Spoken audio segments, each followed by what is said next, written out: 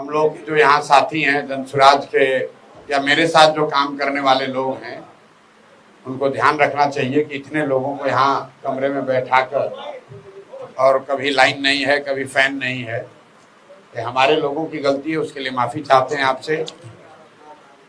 जैसा कि आप जानते हैं कि पिछले कुछ दिनों से बिहार बदलाव अभियान के तहत जन स्वराज में मैं और मेरे साथी पूरे बिहार में घूमकर ये प्रयास कर रहे हैं कि जो अभियान हम लोगों ने छपरा में सिताब दियारा जेपी के भूमि से शुरू किया है, उसका लक्ष्य ये है कि आज से करीब 50 साल पहले बिहार में व्यवस्था परिवर्तन के लिए, संपूर्ण क्रांति के लिए जो नारा, जो प्रयास जेपी ने दिया, उसके परिणाम स्वरूप देश के कई हिस्सों में सत्ता भी बदली और व्यवस्था भी बदली।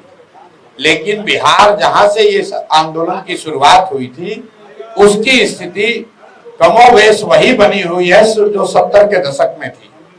70 के दशक के मुकाबले आपको कुछ ज्यादा सड़कें दिख रही होंगी, बिजली दिख रहा होगा, कुछ लोगों को तरक्की भी दिखती है।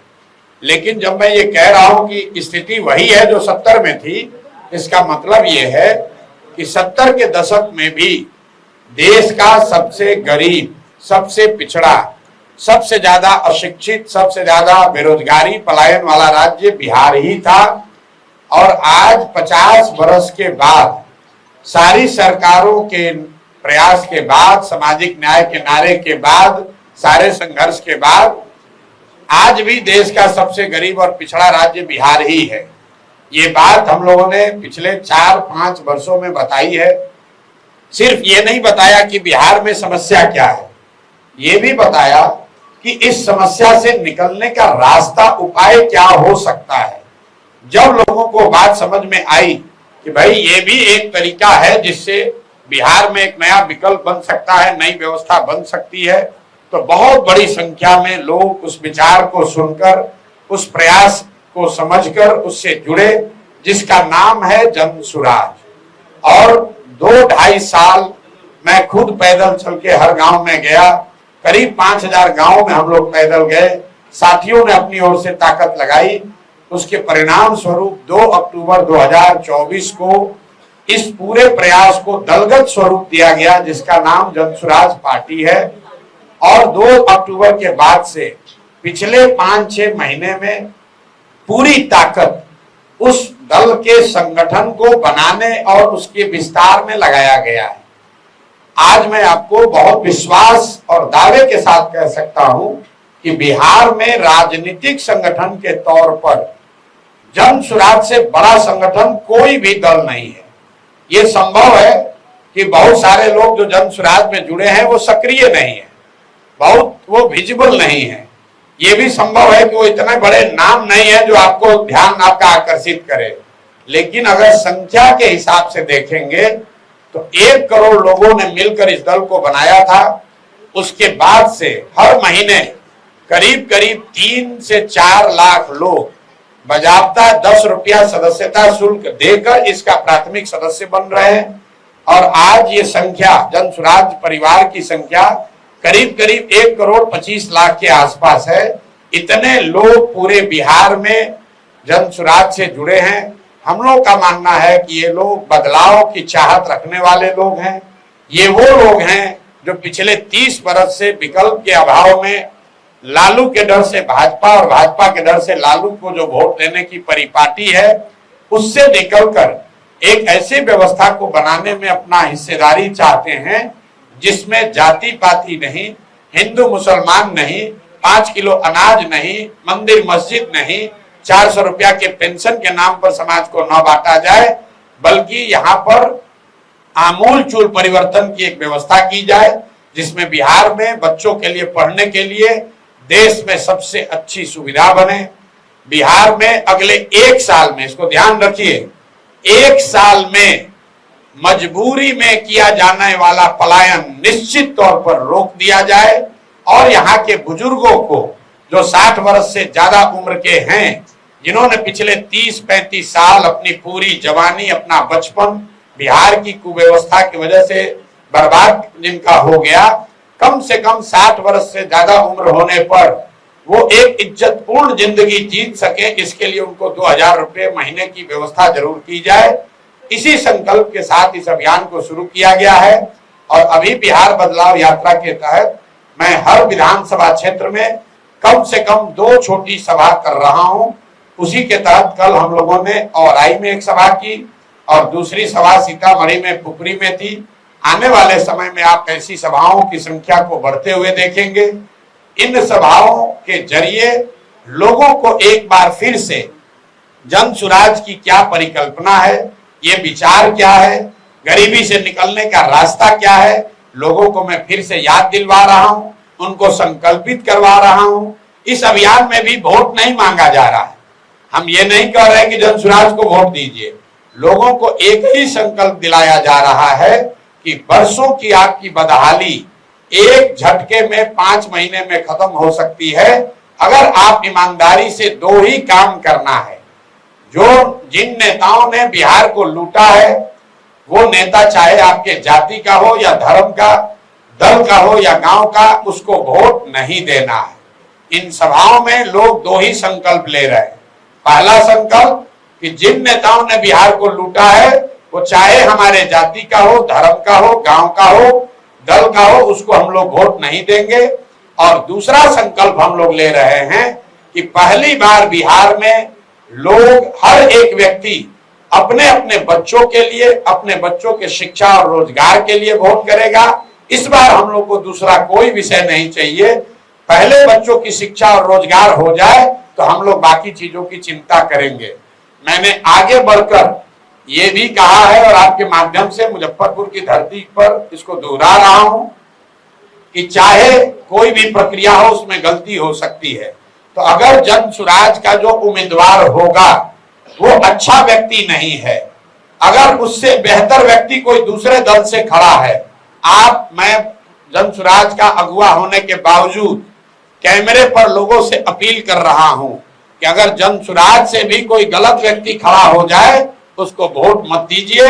आप एक ही संकल्प लीजिए कि बिहार में अच्छे व्यक्ति को वोट देंगे, अपने बच्चों के लिए वोट देंगे, बिहार में शिक्षा और रोजगार के लिए वोट देंगे।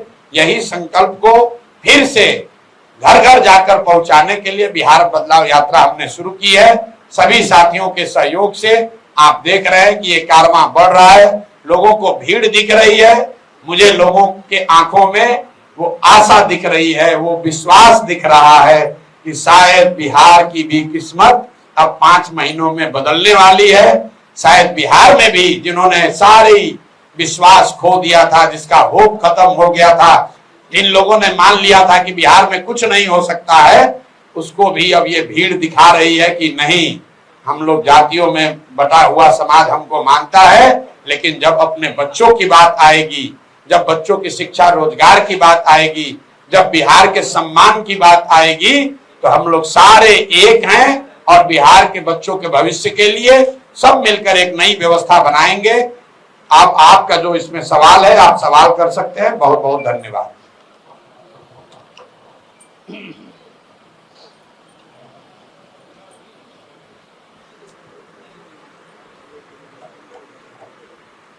सवाल नहीं है तो अब हम लोग आगे बढ़े। क्या चुनाव से पहले तो बहुत सारी पार्टियां करती है, आप ये कर रहे हैं, कौन बोल रहे हैं? हाँ, चुनाव जीतने के बाद वो वादा पूरा होता है, किस प्रकार का कह रहे हैं कि पलायन रोका जाएगा, बुजुर्गों को 2000 का पेंशन मिलेगा।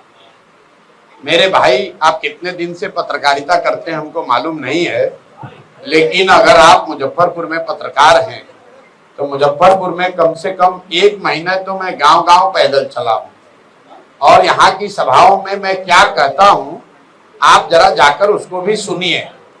मैंने कोई वादा ऐसा नहीं किया है कि क्या हो जाएगा।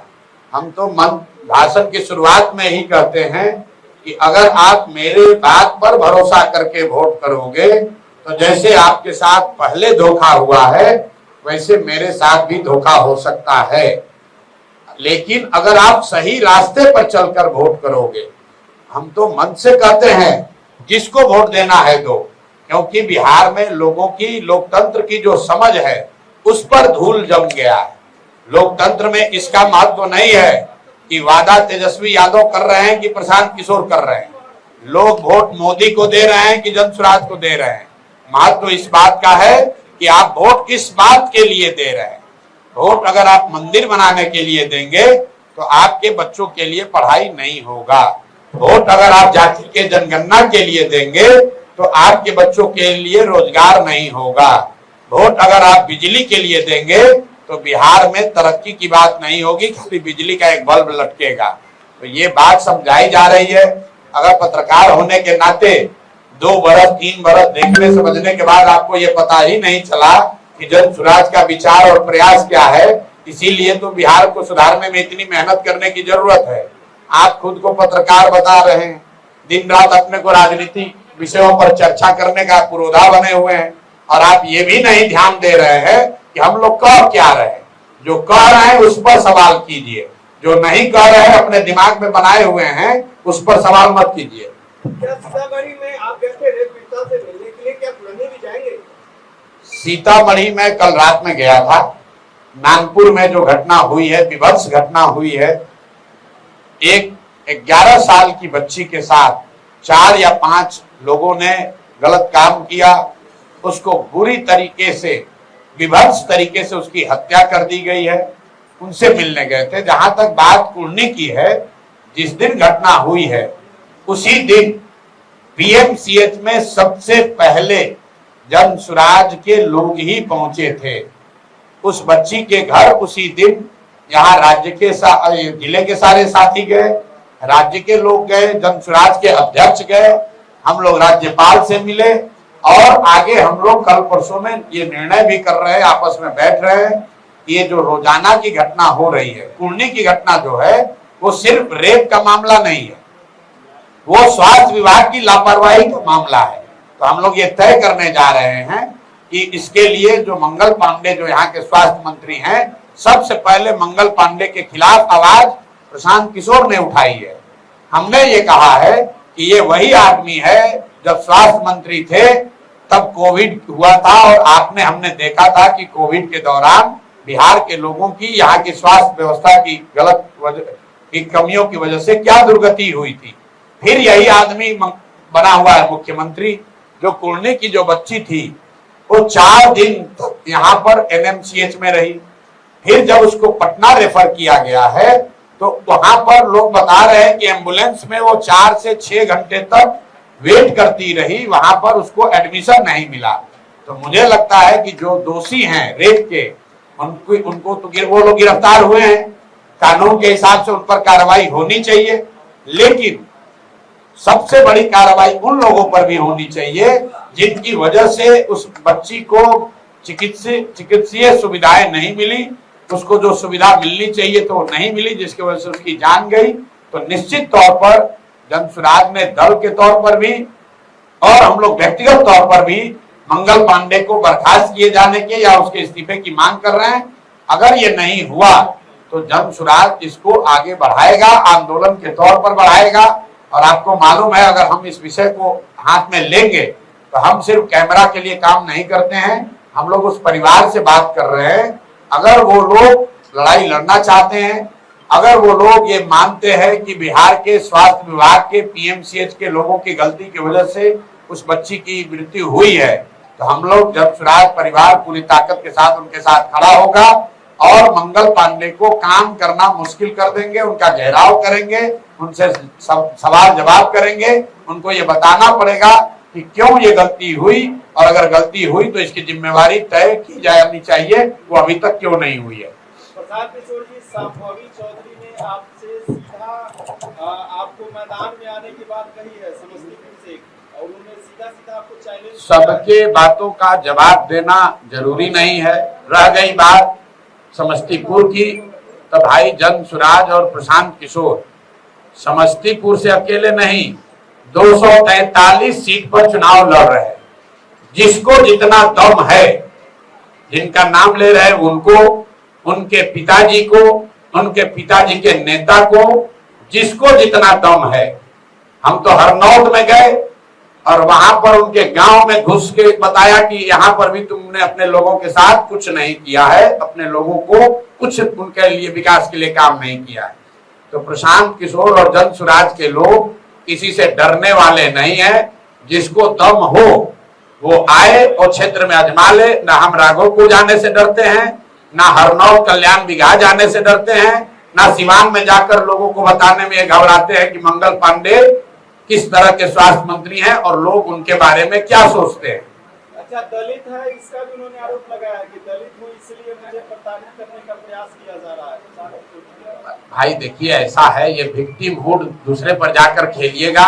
कौन दलित है, कौन कुशवाहा है, कौन यादव है, ये विषय नहीं है। और हमारा उस जिस व्यक्ति का आप नाम ले रहे हैं उससे हमारा कोई लेना देना नहीं है।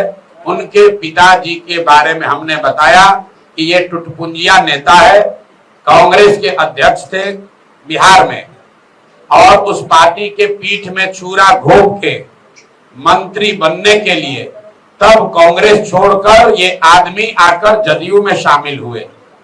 जब जदयू में शामिल हुए तब मैं जदयू में मैं ही था, और हम लोग यहाँ आकर दरबार लगाने वाले ये लोग हैं कि प्रशांत जी किसी तरह हमारी मदद कीजिए। आप याद कर लीजिए जाके रिकॉर्ड, जब कांग्रेस छोड़कर आए थे तब कई महीना मंत्री नहीं बने थे, तो रोज आकर ये लोग दरबार लगाते थे। ऐसे लोगों पर बोलने की हमको जरूरत नहीं है। ये वो लोग हैं जो दलित होने के नाम पर का दावा करते हैं। कितने वो दलित हैं ये आपको मालूम है। आप जाकर ये चेक कर लीजिए कि कितने दलित हैं। ये पूरी जन स्वराज की लड़ाई किसी एक व्यक्ति के खिलाफ नहीं है, उस मानसिकता के खिलाफ है जिसमें 1200 परिवार के लोग ये समझते हैं कि हम रहेंगे, हमारे बाबूजी थे, हम रहेंगे और हमारे बाद हमारा बाल बच्चा रहेगा। आप जिस परिवार की बात कर रहे हैं, भाई साहब अपने मंत्री हैं, बेटी सांसद है दूसरे दल से, अभी दामाद को धार्मिक न्यास बोर्ड में बना दिया गया। तब पूरा बिहार यही परिवार लोग अगर कब्जा करके बैठेंगे तो दूसरे लोग कहां जाएंगे? दूसरे लोग कहां जाएंगे भाई? और अगर इतने ही आप काबिल हैं, बताया कि हम जितना प्रशांत किशोर का उम्र है इतना दिन से हमारा परिवार राजनीति करता है, बिल्कुल ठीक बात है। जितनी मेरी उम्र है उससे ज्यादा समय से ये लोग राजनीति कर रहे हैं और इसीलिए बिहार के कुव्यवस्था के लिए सबसे बड़े जिम्मेवार है। इनको बताना चाहिए कि तुम 25-30 साल से 3 पीढ़ी राजनीति में हो, तो बताओ, अगर दलित भी होने का भी दावा कर रहे हो तो बताओ कि कितने दलित बच्चों का तुमने जीवन सुधारा, कितने दलित बच्चों के लिए कुछ किया। अगर तुम 40 साल से यहाँ पर दलित की होने का दावा कर रहे हो तो बताओ कि जातीय जनगणना में, और ये आदमी एजुकेशन मिनिस्टर थे, सब लोग नोट करो भाई, यही आदमी बिहार के शिक्षा मंत्री थे 2 वर्ष तक। आज जातीय जनगणना जो इसी सरकार ने कराया है उसमें आंकड़ा बता रहा है कि 3% से कम, याद रखिए आप लोग भी पढ़ते उड़ते तो है नहीं, कोई रिपोर्ट आता है तो 3% से कम दलित समाज के बच्चे ही 12वीं पास कर रहे हैं। तो अगर ये दलित हैं और दलितों के बड़े हिमायती हैं तो 40 वर्ष में इन्होंने दलितों के लिए क्या किया? जब ये शिक्षा मंत्री थे तो दलितों के पढ़ाई की स्थिति को सुधारने के लिए क्या किया? अरे भाई, दलित होने के नाम पर रिजर्व सीट से लड़ते हो और अपने पिताजी के नाम पर आप आए और आपके नाम पर आपके दूसरे पीढ़ी के बच्ची और दामाद आ रहे हैं, उसके बाद उनके बच्चे आएंगे। अब बिहार के जो 2 करोड़ दलित हैं वो कहां जाएंगे? ये प्रशांत किशोर डरने वाले नहीं है। हमको कहा कि मानहानि का मुकदमा कर देंगे, मुकदमा किए हैं, मुकदमा किए हैं ना, तब कोर्ट का फैसला आने दीजिए, दूध का दूध पानी का पानी हो जाएगा। आप कह रहे हैं अशोक चौधरी, हम कैमरे पर कह रहे हैं अशोक चौधरी का क्या औकात है? कैमरे पर कह रहे हैं नीतीश कुमार का मानसिक हालत ठीक नहीं है, नीतीश कुमार मानसिक तौर पर स्वस्थ नहीं है। इससे बड़ा तो कोई मानहानि नहीं होगा। अगर दम है तो नीतीश कुमार और पूरी सरकार मिलकर प्रशांत किशोर पर मानहानि का केस करे कि प्रशांत किशोर गलत बोल रहे हैं, नीतीश कुमार मानसिक तौर पर स्वस्थ है। प्रशांत किशोर कह रहे हैं कि नीतीश कुमार मानसिक तौर पर स्वस्थ नहीं है। दम है तो मानहानि का केस करके दिखा दें, पता चल जाएगा अभी सामने। कल तो मुख्यमंत्री के भविष्य से जुड़ा हुआ प्रश्न है कि अगर आए जनसुराज पार्टी के भविष्य से जुड़ा हुआ प्रश्न है कि आप जिस तरह से बिहार में विकल्प के तौर पे उभरे हैं, चलिए आप मान तो रहे ना कि उभरे हैं। जिस तरह से उभरे हैं, अगर महागठबंधन के घटक दल जो राष्ट्रीय कांग्रेस पार्टी है, अगर वो चुनाव बिहार में अकेले लड़ती है, तो फिर आपको आपको चुनाव रणनीतिकार है, कैसे उसको देखते हैं और कैसे? भाई ऐसा है, अगर आप हमको रणनीतिकार मानते भी हैं तो हम 3 वर्ष से एक ही रणनीति बना रहे हैं कि बिहार की स्थिति को बदला कैसे जाए। एक ही रणनीति बना रहे हैं कि ये 1200 परिवारों का जो राजनीति पर कब्जा है उसको तोड़ा कैसे जाए। रणनीति ये बना रहे हैं कि बिहार के लोगों में ये विश्वास कैसे पैदा किया जाए कि बिहार की स्थिति को भी बदला जा सकता है। रणनीति ये बना रहे हैं कि बिहार में भी देश की सबसे अच्छी शिक्षा व्यवस्था अगले 10 साल में कैसे बनाई जाए, और सबसे बढ़कर रणनीति ये बना रहे हैं कि बिहारियों का खोया हुआ सम्मान कैसे वापस कराया जाए, कैसे बिहार में ये व्यवस्था बनाई जाए कि बिहार का कोई भी बच्चा, इसको याद रखिए, सारी समस्या एक और सबसे बड़ी समस्या है कि बिहार का कोई भी बच्चा बिहार से बाहर रोजी रोजगार करने के लिए मजबूरी में गाली सुनकर नहीं जाएगा। ये व्यवस्था कैसे बने, इसकी रणनीति बना रहे हैं। दूसरा कोई रणनीति नहीं है, दूसरा कोई दिमाग में प्रश्न नहीं है, और इसको किए बगैर मानेंगे नहीं। आप देख लीजिए, जो लोकसभाओं में आ रहे हैं, बिहार में जिस नेता को लगे कि वो बहुत लोकप्रिय है, वो जगह चुन ले और हम उसके यहाँ आते हैं।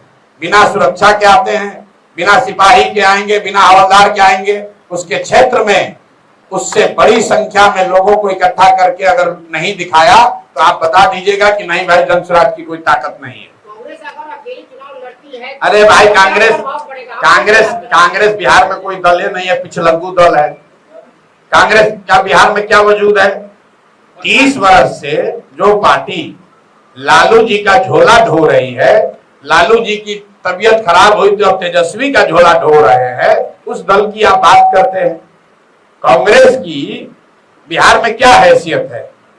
अगर कांग्रेस की हैसियत है, राहुल गांधी को गुदा है, राजनीतिक गुदा है, कहते हैं ना कि डरो मत, राहुल गांधी कहते हैं डरो मत, तो हम भी कह रहे हैं भैया डरो मत। है हिम्मत तो बिहार में अकेले चुनाव लड़के दिखा दो, है हिम्मत तो लालू जी कल अंबेडकर बाबा साहब के फोटो के सामने पैर रखे थे, उस पर बयान देके दिखा दो। कहते हो ना डरो मत, तो दिखाओ बयान देके कि तुम्हारे तेलंगाना के चीफ मिनिस्टर ने, रेवंत रेड्डी ने कहा, याद रखिए, कांग्रेस के मुख्यमंत्री ने कहा वीडियो पर कि बिहारियों का डीएनए है मजदूरी करने का, बिहार के लोग मजदूरी करने के लिए पैदा हुए हैं। तो अगर नहीं डर रहे हो, हिम्मत है, बिहार में आते हो, तो बताओ कि तुमने तेलंगाना के मुख्यमंत्री के इस बयान पर क्या जवाब दिया, क्या कार्रवाई की। अगर बिहार के लोग मजदूरी करने के लिए पैदा हुए हैं तो भाई तुम बिहार में वोट लेने के आए हो, तेलंगाना में ही राजनीति करके देख लो। प्रधान जी, एक सवाल है कि चुनाव का वक्त है आने वाला समय में, दूसरे दल से किसी जो विधायक सांसद बने हुए हैं वो आपके पार्टी में आते हैं तो उनको टिकट मिलेगा आपकी पार्टी? मेरे भाई, जनसुराज ने पहले तय कर दिया 243 सीट पर लड़ेंगे। जनवरी से लेकर आवेदन हम लोग लेना शुरू कर दिए। बाजाबता 21,000 रुपया ले रहे, कोई ये भी नहीं है कि मुफ्त में नहीं, 21,000 रुपया जमा करके लोग आवेदन दिए।